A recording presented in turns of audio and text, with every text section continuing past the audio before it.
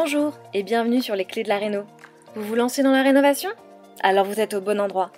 Les clés de la réno, c'est le podcast qui vous accompagne tout au long de votre projet pour aménager et décorer la maison ou l'appartement qui vous correspond. Je suis Alison, aujourd'hui architecte d'intérieur et décoratrice. Je vous propose ici mes conseils et mes astuces pour transformer votre projet en un intérieur beau, chaleureux et fonctionnel dont vous serez fiers. Je suis passée par là. Je sais ce que c'est que de devoir gérer une rénovation en plus de son quotidien. C'est pas toujours une partie de plaisir, mais ça en vaut tellement la peine au bout du compte. Seul ou avec un invité, laissez-moi vous aider à simplifier les étapes, vous apporter les clés dont vous avez besoin pour que votre projet se passe au mieux.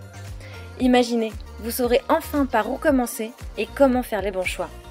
Retrouvez-moi aussi sur Instagram, c'est tout simplement les clés de la réno podcast pour encore plus de partage et de retour d'expérience.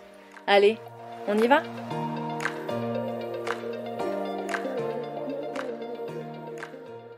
Hello les rénovateurs et bienvenue dans cet épisode de Les Clés de la Réno. Je suis ravie de vous retrouver après cette série Summer Vibes qu'on a consacrée donc tout cet été à des rénovations inspirantes, des lieux hors du commun et au partage d'expériences puisque c'était l'occasion pour moi de partir à la rencontre d'aventuriers de la rénovation. Merci infiniment d'avoir été si nombreux à écouter ces épisodes qui vous ont plu apparemment et ça j'en suis vraiment ravie. J'espère qu'ils auront pu vous apporter donc un peu de soleil dans vos projets, sur vos chantiers, pendant que vous y étiez probablement, et surtout qu'ils vous auront inspiré. Alors en cette rentrée, je reviens en solo avec un sujet crucial, selon moi, pour tous ceux qui se lancent dans un projet de rénovation, mais ça peut aussi effectivement concerner même ceux qui se lancent dans un projet de construction. C'est la gestion des conversations difficiles. Parce que si tu es en plein projet, si tu envisages d'en commencer un, tu vas voir que ça va nécessairement te concerner. On est tous, à un moment ou à un autre dans son projet, confrontés à ce genre de conversation et notamment avec les artisans. Avant de commencer, je voulais juste en profiter rapidement pour te dire que avec cette rentrée, c'est aussi celle de la Réno Academy et j'ai mis à jour cet été tous les outils qu'elle contient. Donc pour célébrer cette reprise, j'ai décidé de mettre en place une remise de 20% sur tous les outils et les masterclass disponibles jusqu'à ce dimanche minuit. Donc, avec le code BACK2SCHOOL, tu pourras bénéficier de cette remise. C'est sur lesclésdelareno.com/la-reno-academy que ça se passe. Je te mets bien sûr toutes les infos dans la description de cet épisode. Et donc, aujourd'hui, on va explorer comment surmonter les défis de communication avec tes artisans et tes partenaires de projet.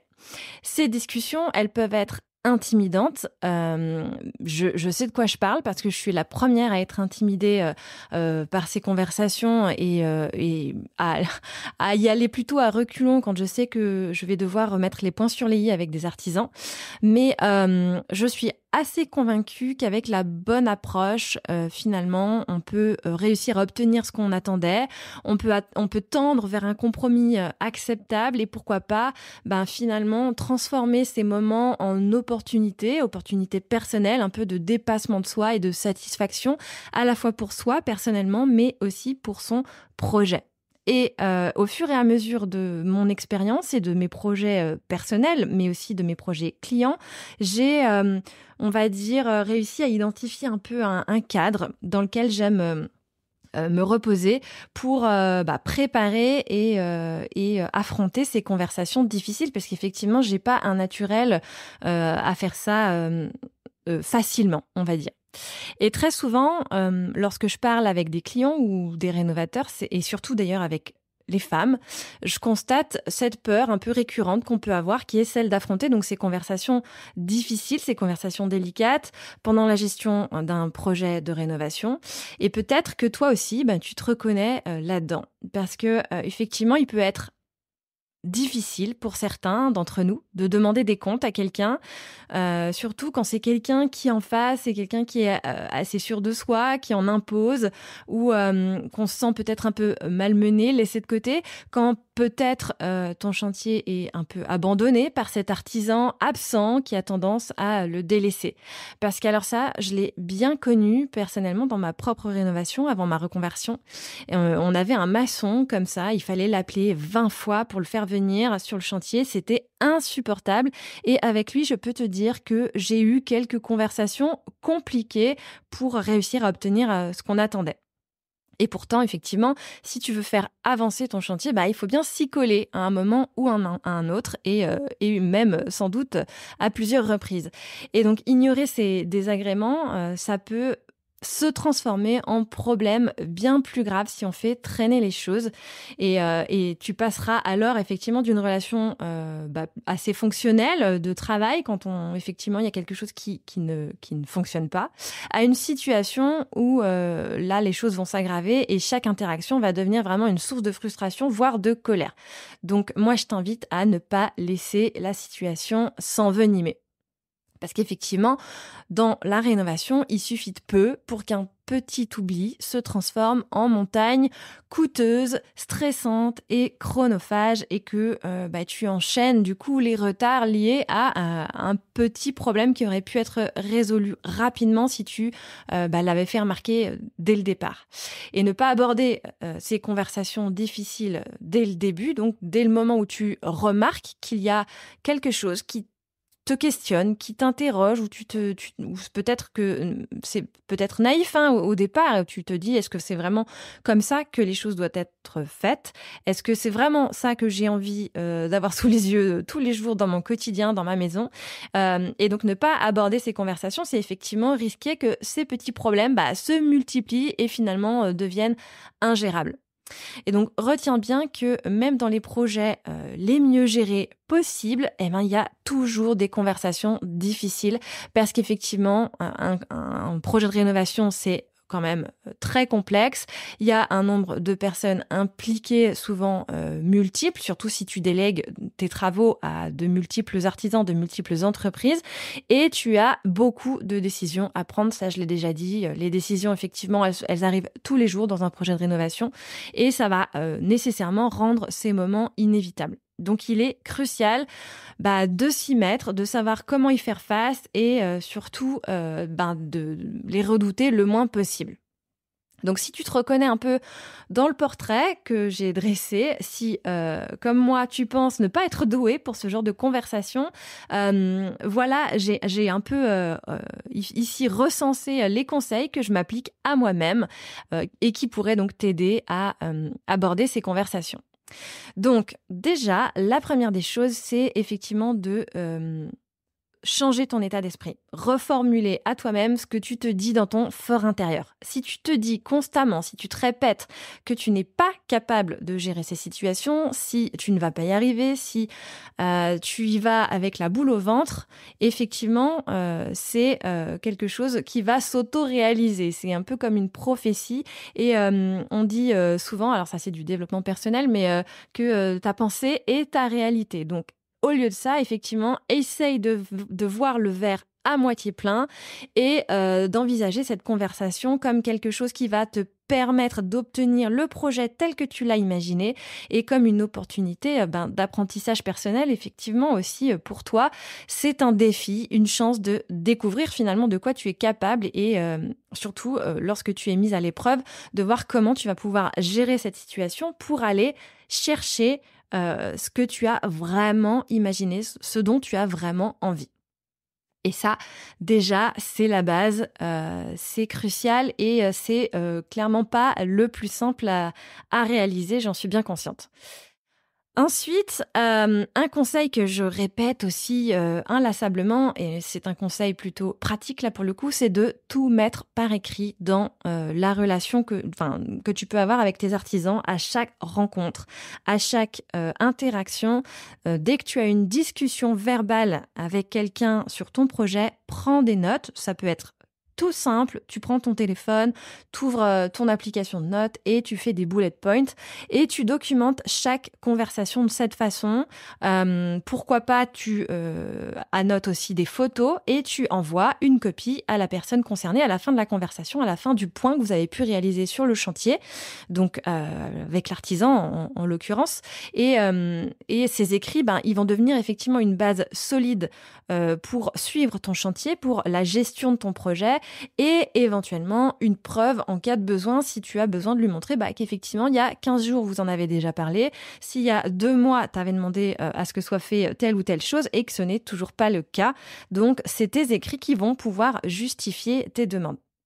C'est la base des comptes rendus de chantier. Quand on est professionnel comme moi et qu'on fait du suivi de chantier, on fait des comptes rendus de chantier. C'est effectivement ce dont je te parle dans la masterclass Planifier ton chantier. Je t'explique comment faire ces suivis, ces comptes rendus de chantier et je t'apporte effectivement des modèles pour te faciliter la tâche qui sont prêtes à l'emploi. Mais ce que je veux dire effectivement, c'est que c'est la base de tout suivi de chantier, de poser les choses par écrit et que ça va t'aider également à structurer et à clarifier tes attentes lors de tes conversations pour effectivement savoir ce qui est attendu, quand c'est attendu et qui en est responsable.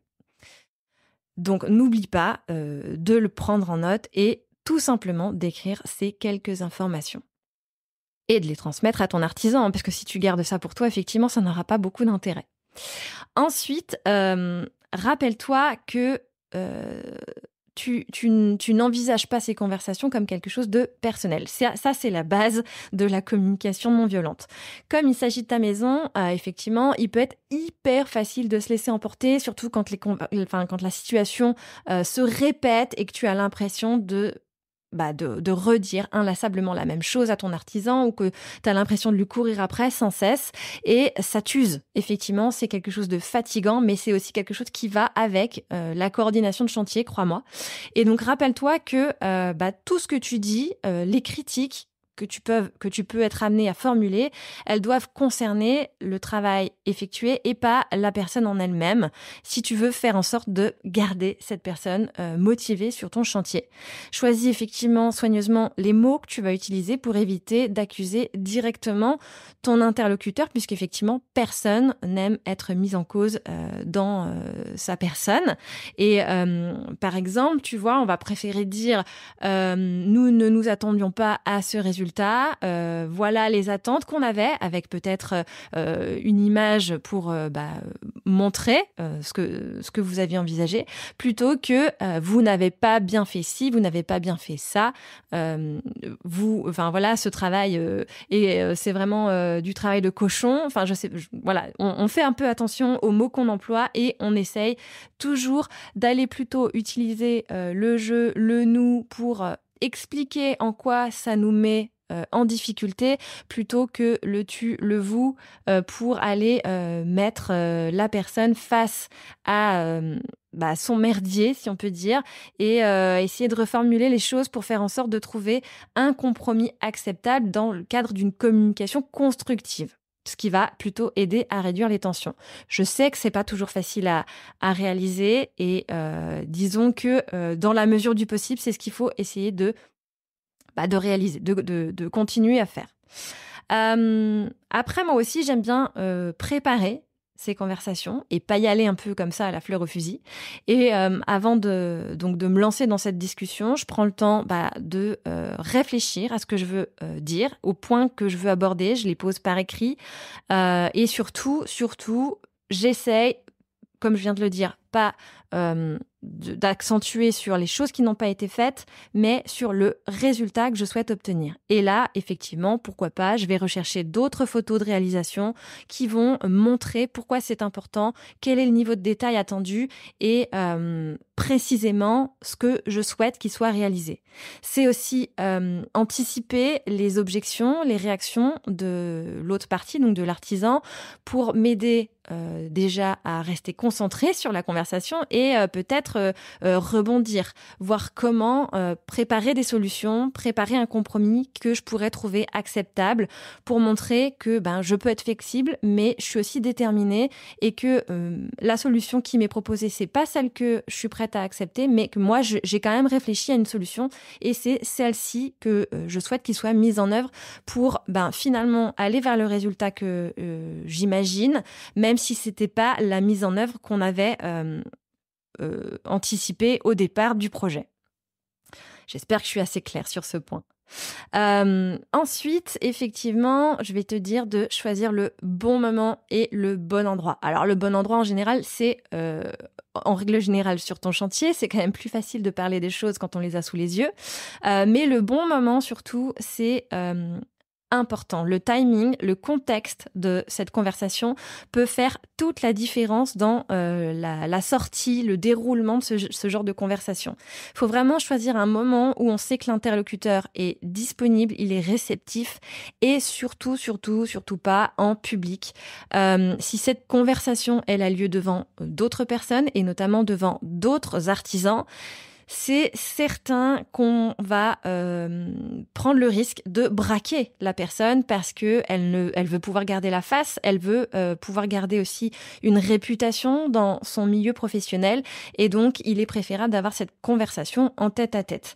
Et donc, comme je disais aussi, le bon endroit, trouver un environnement calme où on pourra parler sans interruption. Donc, c'est aussi probablement sans qu'il y ait de monde autour. Donc, comme je le disais, mais qu'il n'y ait pas de salariés de cet artisan éventuellement pour pouvoir parler sans interruption et avoir assez de temps pour aborder tous les points nécessaires sans avoir à précipiter la conversation.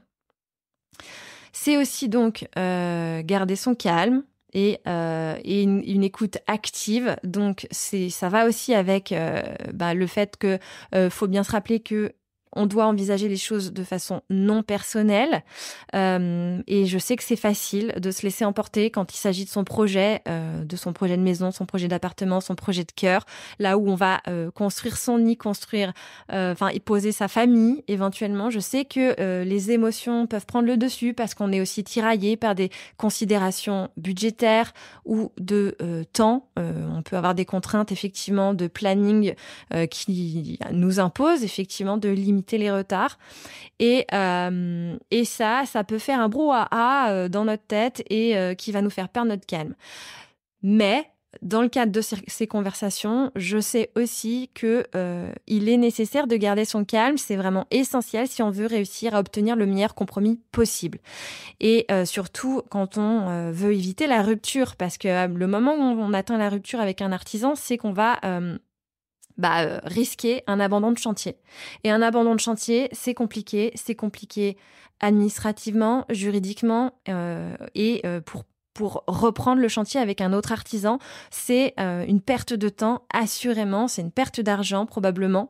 Donc, effectivement, essayer de limiter cette situation, l'éviter au maximum et ne pas aller à la rupture.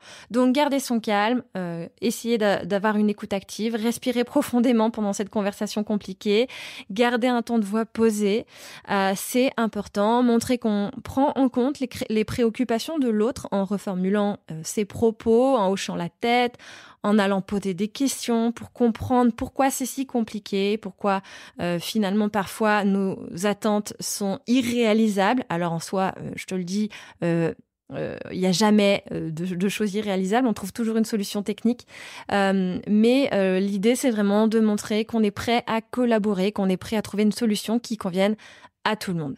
Parce qu'en principe, si tu as bien fait ton travail au début, si tu as bien sélectionné ton artisan au départ, c'est que tu savais que c'était une personne digne de confiance. Tu savais que tu allais pouvoir lui confier ton projet sereinement et donc que ce n'est pas une personne de mauvaise foi. Et ça, effectivement, c'est possible, c'est bien, c'est envisageable si tu as bien fait ton travail au départ et que tu es en face d'une personne de confiance. Donc là aussi, ça renvoie effectivement au processus de sélection de tes artisans et qui est un moment hyper déterminant pour faire en sorte que ton projet se passe bien et que justement tu puisses éviter au maximum d'avoir à être confronté à ces conversations compliquées. Voilà un peu, tu vois, je t'ai fait donc le framework, le cadre dans lequel j'aime moi me préparer à ces conversations. Donc effectivement, commencer par me dire que j'en suis capable, penser à mettre par écrit toutes les conversations que je peux avoir, même les plus simples, même les plus faciles, au fur et à mesure du chantier. Me rappeler qu'effectivement, il ne faut pas que ce soit personnel et aller plutôt parler des résultats plutôt que des choses qui ne sont pas réalisées. Se préparer avant d'avoir la conversation. Choisir le bon moment surtout et faire en sorte que cette conversation ait lieu en tête à tête et garder son calme et avec une écoute active. Donc effectivement, rappelle-toi bien que tu es parfaitement capable d'affronter ces moments difficiles. Je sais que c'est pas toujours évident, puisque comme je te l'ai dit, moi-même, des fois, je me sens un peu dépassée.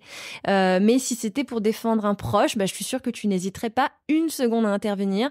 Donc là, utilise cette même énergie pour te défendre dans ton projet, pour défendre ta maison, puisque c'est bien ça qu'on veut aller explorer avec cet épisode.